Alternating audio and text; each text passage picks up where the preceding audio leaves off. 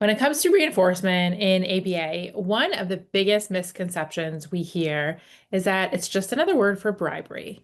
But here's the truth. The difference isn't just about semantics, it's really about the science, the intent, and the timing. Reinforcement builds lasting skills and motivation, while bribes only really buy temporary compliance. So, how can we as practitioners and parents tell the difference and make sure we're using reinforcement the right way?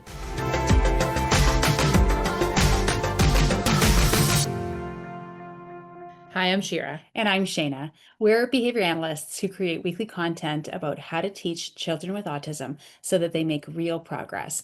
And we create shareable resources to make your job just a little easier. Today's topic is all about reinforcement in ABA. And if you want more videos like this, make sure to subscribe and hit the notification bell to stay updated on new video releases. So when I was a little girl, I have this memory of, my father asking me to like go on a really long car ride with him and going to some place that was really far, and I really didn't want to go, and I kept saying no, and he said, "Well, if you come with me, I'll get you a donut," and I said, "Okay," and I got in the car, and look, it was fine. Like I ended up enjoying it, but that's kind of the what bribery is. It's, feeling like you're almost forced to do something you wouldn't want to do. There's like a little bit of coercion. And the alternative would have been, spending the time together and having a great day. And at the end of the day, being like, wow, we enjoyed the day today and you were so willing to come drive with me. Here's a donut. And that would be reinforcing behavior as opposed to bribery. So we're going to talk a little bit more about really what the difference is and how we use it as behavior analysts. So, true confession, Cher and I nerded out right before this podcast, and we had this massive discussion about what is bribery and what is reinforcement, and is bribery really bribery, or is it like, are we using it the wrong way, and maybe it's actually reinforcement? So, here's what we came up with. When behavior analysts talk about reinforcement and bribery, they typically say that bribery is offered kind of as the behavior is occurring, and that reinforcement, I mean, we all know the definition of reinforcement. It's to increase the future likelihood of behavior or of desired behavior. And the key word in there is future, right? It might not affect the behavior in that moment, but it's over time, is it affecting that behavior? But looking at that bribery piece, like Shira said, if you get in the car, I'll give you a donut. Or, in the grocery store, if a kid's crying and the parent says, stop crying or get up off the floor and I'll buy you that chocolate bar. Looking at what happens with that behavior afterwards. So, what's the behavior you're trying to increase slash decrease? You want the crying behavior to stop. You want the quiet behavior to increase. So for every behavior, there's an opposite behavior as well, which is also something we kind of talked about and gets super confusing. But, right in that moment, so the child stops crying and gets off the floor, but that doesn't increase the future likelihood that they won't be crying again in the grocery store. So that's not technically reinforcing. You're not reinforcing I don't even want to say non-crying because a dead man can do it. So it's not behavior, but quote unquote, like appropriate behavior in the grocery store. You're not reinforcing that with that chocolate bar. But what you are doing is you could be reinforcing the crying because maybe the next time the child's more likely to cry. Oh, the bigger tantrum I have, the bigger treat that I get at the end of this. So that's why behavior analysts talk about that reinforcement and bribery piece like that. But on the flip side, your argument with bribery. Yeah, so typically we explain bribery as we're using it to end a behavior. Here, this bribe is coming out in the middle of the grocery store, and you want to end the crying. But technically, that's still reinforcement because you are using something that happens after a behavior to, if it increases the future likelihood of crying, then you've just reinforced. So what really is the difference?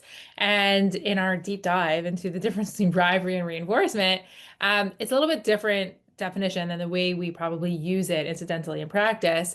Bribery really involves the intent to do something like unethical, improper, or against the rules.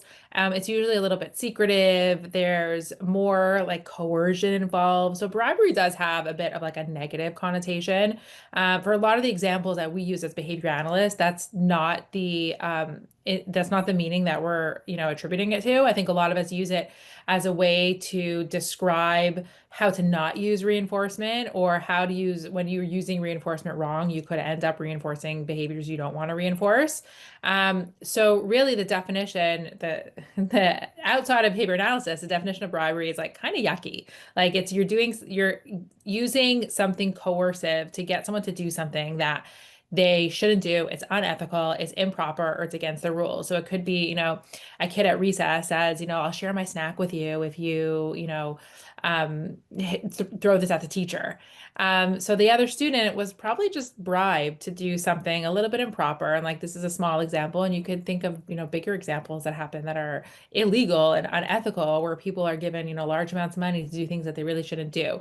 So technically, that bribe happens before the behavior, and it really creates coercion. And then what we're looking at though is that reinforcement piece that happens after and it teaches. And sure, with any reinforcement piece, there is a little element of punishment technically, because, for instance, the crying at the grocery store, like true reinforcement, it should be set up ahead of time. So if you're going to the grocery store, for instance, right before you get out of the car, maybe right before you leave for the grocery store, you're going to do what we call priming or pre-teaching. And you might list out writing visuals, writing out a list of expectations at the grocery store. Here's all the expectations. And if you do this, this, and this, then at the end, we can have that candy bar that's right by the cash register instead of doing it in the moment. And that's the difference. It's reinforcement's more should be almost premeditated if we're going to be talking about coercion here. Just kidding. But reinforcement's really set up beforehand. But really, so you're increasing the future likelihood of that appropriate behavior at the grocery store. But what you're also doing is decreasing the future likelihood of crying behavior. So technically, you could call that punishment as well if we really want to dive down that rabbit hole. But for the sake of this, I don't want to.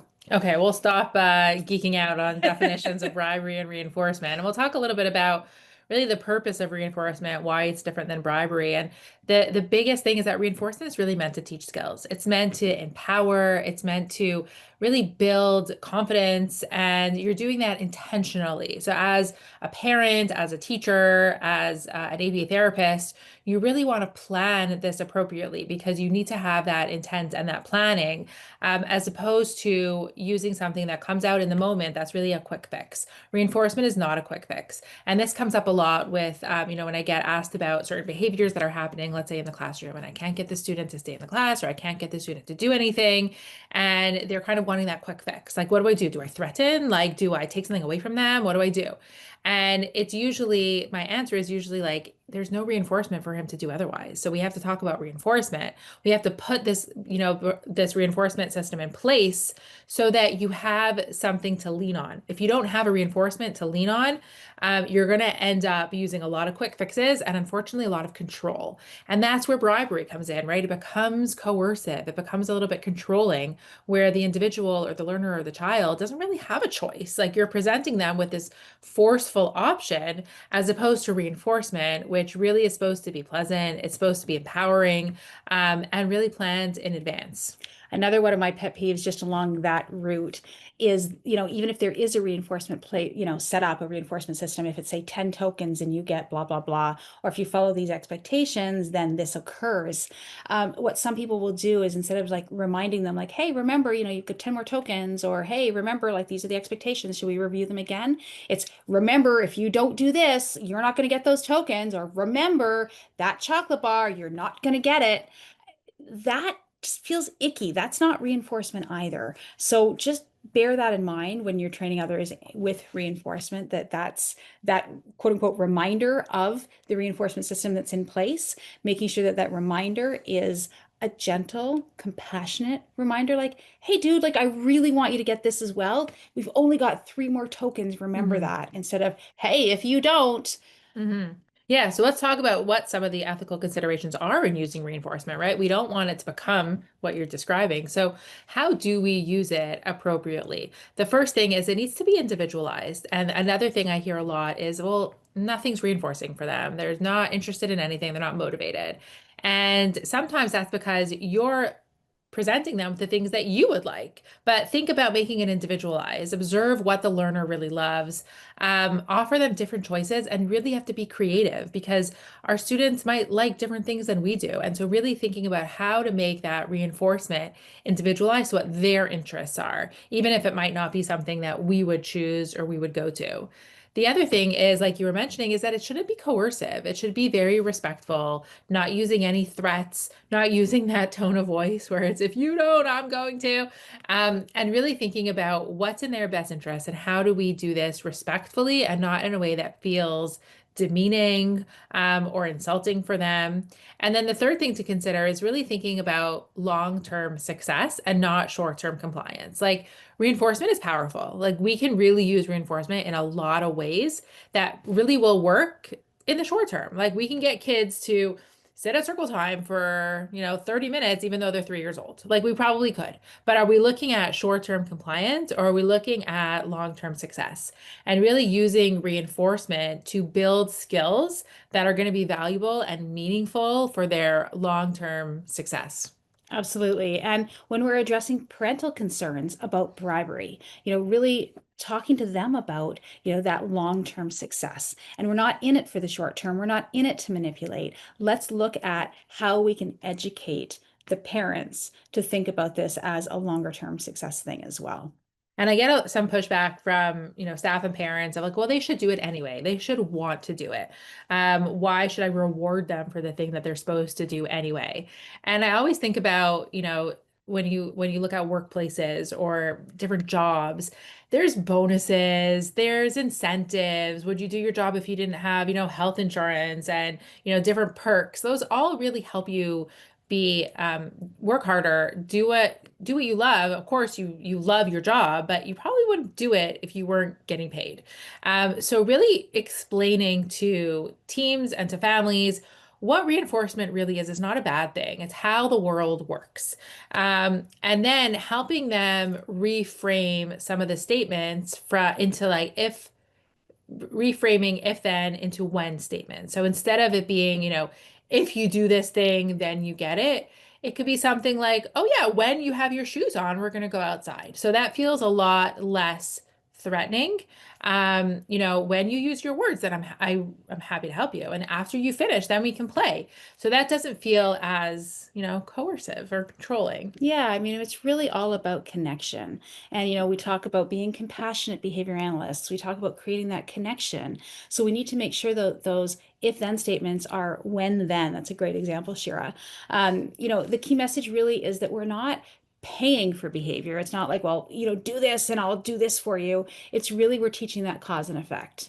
And that really is what reinforcement is. Like it's just sometimes natural consequences of certain behaviors. And we're just trying to, help our students understand how we access, good consequences for behaviors that we want to see more of. So really in ABA, reinforcement should be focused on desired behaviors, on behaviors we want to see more of. And you could also reinforce and build intrinsic motivation through some of these systems.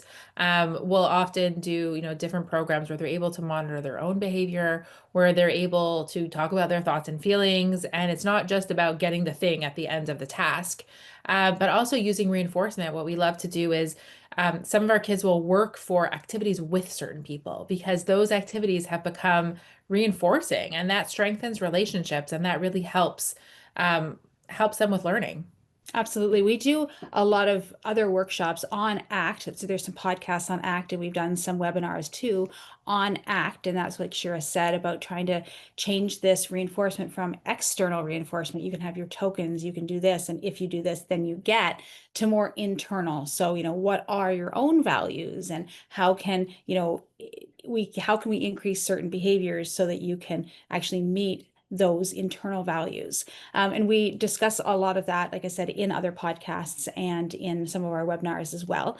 But we also use and we talk about reinforcement on other episodes. For instance, episode 127 is all about using classroom reinforcement. Yeah, so go check that one out. So click the link in and around this video to join our next live CEU event. It's called From Bribes to Buy-in, Applying Reinforcement Systems That Actually Work. And it's on Thursday, January 22nd, from 12 until 1 p.m. Eastern Time. If you've missed that, go check it out asynchronously. We record all of our webinars, so go check it out. We also encourage you to subscribe to the channel so you don't miss any future videos and leave a like and comment below if you have further questions.